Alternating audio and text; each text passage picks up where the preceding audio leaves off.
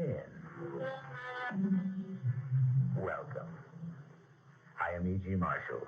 Welcome to the sound of suspense, to the fear you can hear. For the next 52 minutes, I will be your trainer.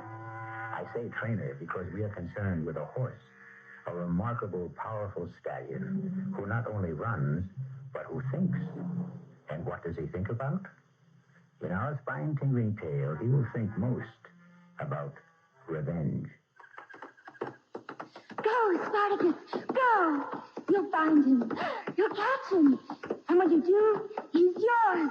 All yours. Emily! Emily, here I am! See him, Spartacus. See him. I'm here, Emily! Get him. Well, go, get him.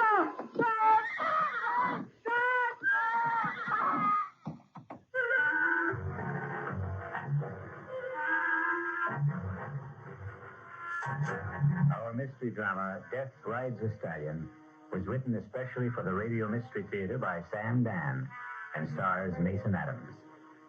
I'll be back shortly with Act One.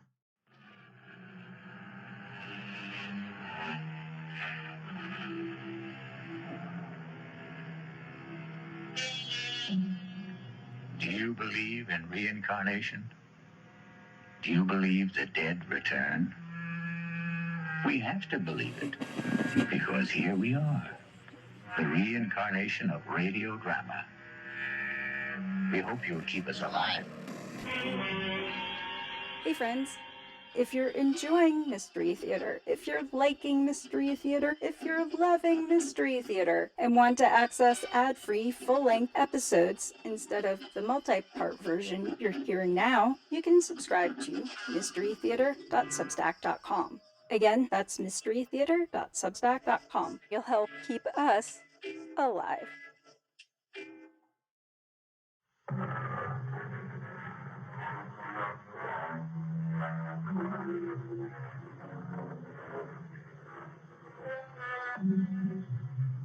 He's a big 5-year-old chestnut stallion. He's in the prime of his glorious life.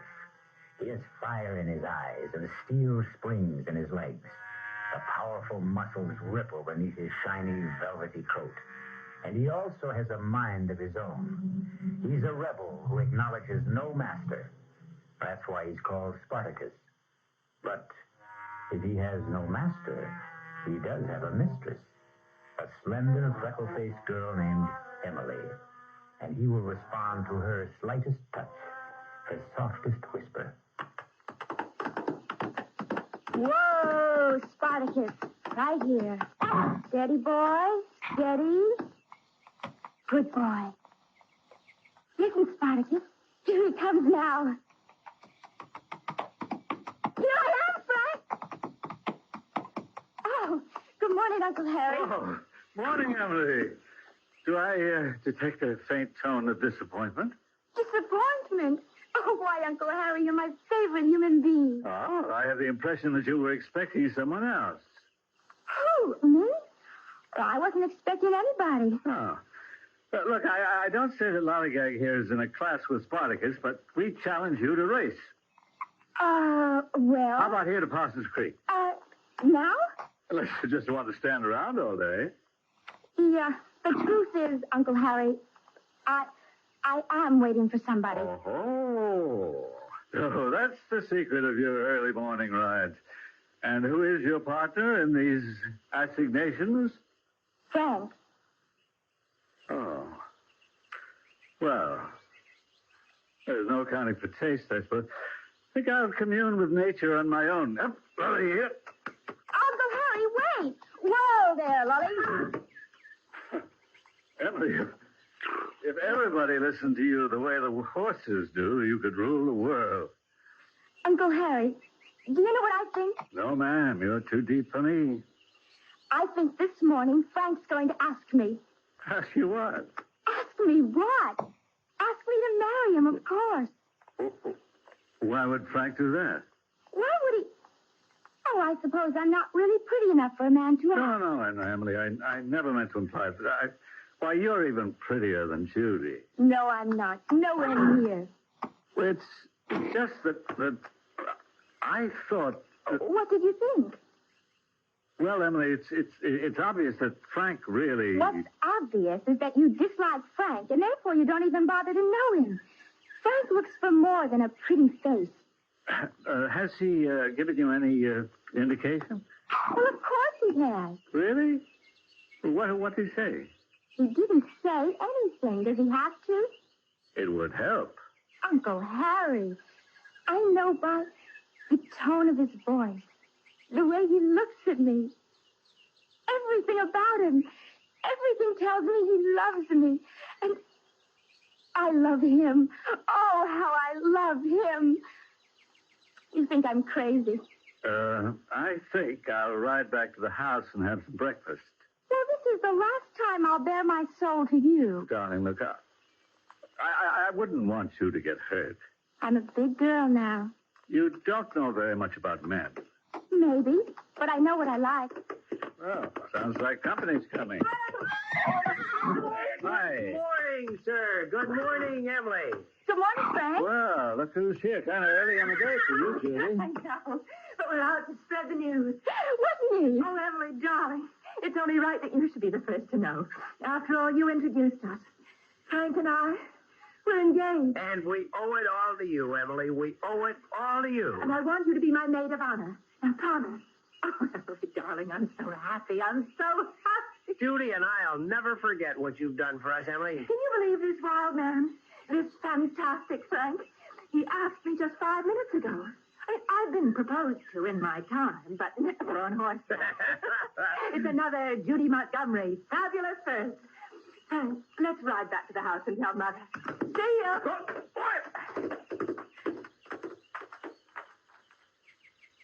Emily. They used to say, always a bridesmaid. But this time I'm doing better. Emily, I tried to I'm tell maid of you. honor. Maybe I'm getting there. Emily, he's not worth it. He is to me. Darling, please don't ride this morning. Why not? You're upset. I'm not upset. Oh, I can tell. All right, I'm upset. Emily, you'll get over it. I'm over it now. Emily, dear, one day you'll meet... I'll never get over Emily, it. believe me. Let's go, Spartacus. Oh, Go. Emily, wait. Emily. Go. Emily. Come on, Spartacus. Emily. Come on. Slow down. Faster, Spartacus, faster. Emily, you hurt your horse. Faster, Spartacus. Emily, please, you kill yourself. Go, Spartacus, go. Emily, Jump, Spartacus, up. Emily, stop. Up, Spartacus, up.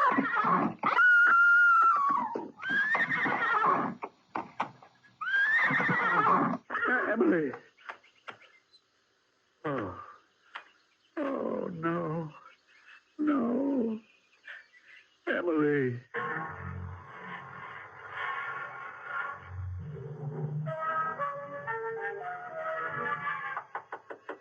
Come in. You wanted to see me, sir? Oh, it's you, Frank. Yes, sit down. Thank you. Wait till I shut off this music. Oh, let it play. It was her favorite Rhapsody. So it was. How are the ladies?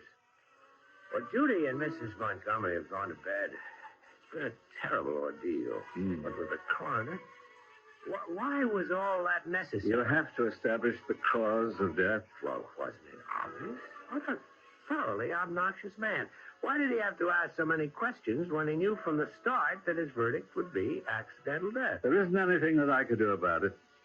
But I disagree with the verdict. Well, what other verdict is possible? Murder. What? You mean someone killed her? Yes. Who? You. Me? Yes, you. But that's impossible. Why is it impossible? Well, because I wasn't even there. You were there. What are you saying, sir? You don't have to call me sir. Don't pretend with me. I can see through you. You're a young hustler on the make. You have no right to accuse me of You it. used Emily to get to Judy. You're going to marry Judy for her money. I don't think I have to sit here and listen to it. There's nothing intrinsically wrong with marrying for money. Does anyone seriously believe that poverty improves the quality of love? I married Mrs. Montgomery's sister for her money. Yes, I married her for her money. She married me for my looks. And both of us knew it. We've had a perfect marriage. But you're a scoundrel. And you won't even give Judy her money's worth. Now, look here, sir. I said, don't call me sir. You can relax with me. Don't be afraid. Even though every word I say is true, I couldn't prove any of it. None of it's true. You accuse me of killing Emily. That's a lie. You say I was there. You know I wasn't there. I was with Judy. We were riding back to the house. You know it for a fact. Have a drink. I don't drink. Don't say it so smugly. You have other vices that are worse. I say you were with Emily. I was No, not. don't interrupt. Since the very day you met Emily or arranged to meet her, you've been with her always. I think you're mad. That's my saving grace. But to say that I was with Emily when you know... You were with her as far as she was concerned. I don't know what you're talking about. So few girls like Emily in the world. Oh, a shame that you had to waste one of them. You knew that she was in love with you. Well, love, I'd say it was a crush. Girls like Emily don't have crushes. They fall in love only once, and it's forever. She was in love with you, and you know it. Admit it. What is this, an inquisition? I don't have to put up with Of course you don't, but don't try my patience either.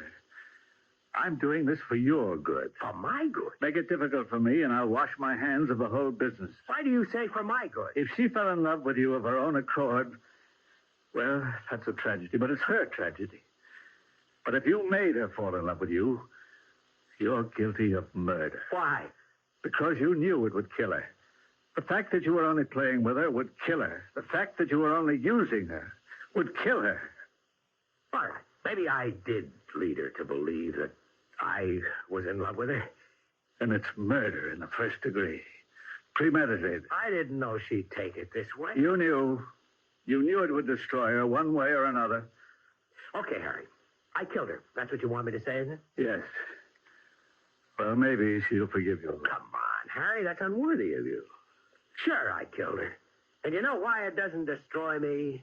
Because she was a girl who walked around saying to the whole world, kill me. Please, somebody kill me. She was so trusting, so naive. Anybody could have broken her heart. Anybody could have betrayed her. Nobody has a right to be that defenseless. I was just the guy who happened along. Yes. Well, despite it all, she'll forgive you. Sure, Harry. Don't humor me. She loves you. And when she loves forever. A little thing like death isn't going to stop her.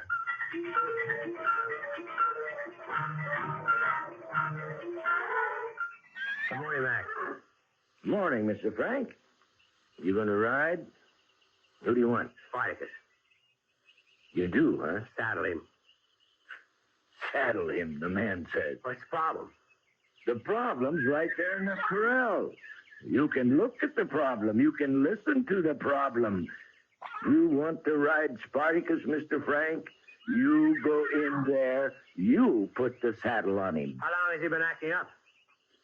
More than a week now, since we lost Miss Emily. How long can he go on like that? For another 5 minutes. Or for the rest of his life. Poor Spartacus. He's kind of in mourning, that's all. Oh, Miss Judy said she'd wait for you at Parsons Creek. I got Bolivar saddled up.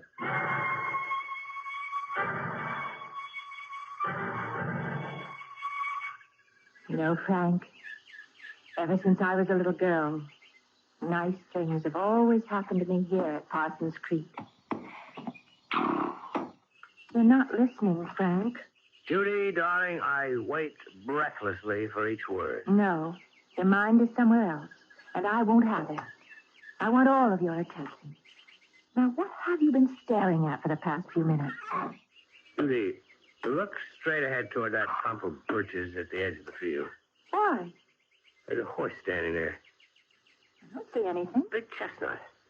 If I didn't know that Spartacus was back in the corral... Have you had breakfast? No, but that doesn't... It's the most important meal of the day. You're probably seeing things because you faint with hunger.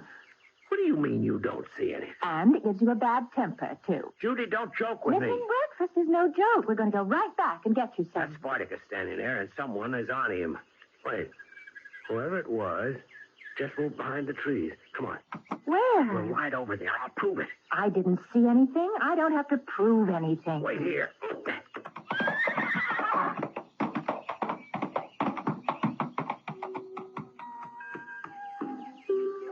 Good morning, Frank.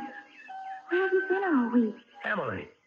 I've been waiting for you here every day. You're not angry with me, are you, Frank? Emily. Where would you like to ride this morning? You know, I never said thank you for that piano rhapsody. It was so thoughtful. Come on, boy. Let's go, Boulevard. Frank, don't go. Don't go, Frank. Ready to go back for breakfast, Frank? Yeah. Yeah. Well, was anybody there? Oh, no. There was nobody there. Nobody at all.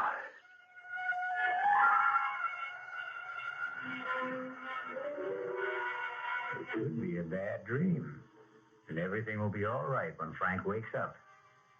But how can he wake up when we all know he hasn't been sleeping? We'll return with Act 2. We hope you'll keep us alive. Hey friends, if you're enjoying Mystery Theater, if you're liking Mystery Theater, if you're loving Mystery Theater, and want to access ad-free full-length episodes instead of the multi-part version you're hearing now, you can subscribe to mysterytheater.substack.com. Again, that's mysterytheater.substack.com. You'll help keep us alive. Come back tomorrow for Act 2.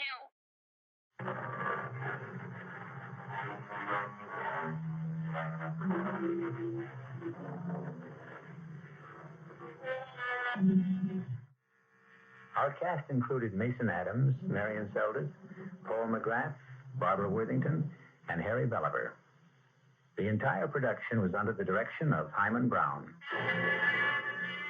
This is E.G. Marshall inviting you to return to our Mystery Theater for another adventure in the macabre. Until next time, pleasant dreams.